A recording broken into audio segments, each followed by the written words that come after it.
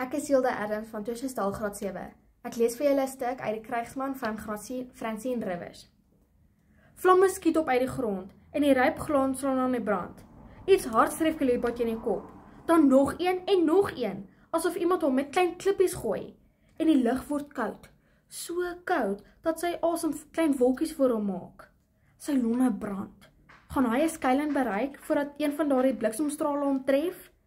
Toe hy sy Morristeen-huis uiteindelik bereik, slaan hy die deur agter hom toe, voordat hy uit asem daarteen gaan lê. Hy hyg na sy asem en sien sy vrou, Asiba, het saam met hulle 2 ouer seuns in 'n bondeltjie in die hoek neergesak. Hulle derde enetjie skreeuend aan haar bors. Sy ouer seuns, Messa en Marissa, staan net met groot oë na hom en kyk. Hulle ma, Kaliboy se eerste vrou, sou nie so gou hysteries geraak het nie.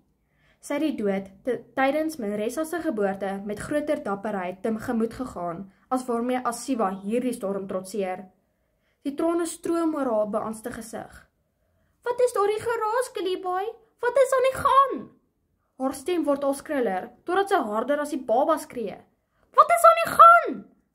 Hy gryp haar aan die skouers en gee haar 'n harde skud. "Bly stil." Hy laat haar gaan en streel oor sy seuns se koppe. "Toe, stil nou." Hy soen hulle om die beurt. "Sst, kom sit hier by my." Hy trek hulle teen hom vas om hulle met sy liggaam te beskerm. Sy eie hart klop asof sy borskas te klein daarvoor geword het. Hy was nog nooit so bang nie, maar terwille van sy gesin moet hy kalm bly.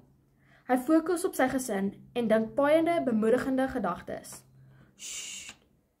Abba," sy oudste seun Messa nesel stywer teen hom aan en klou krampagtig aan Kolibai se kleed.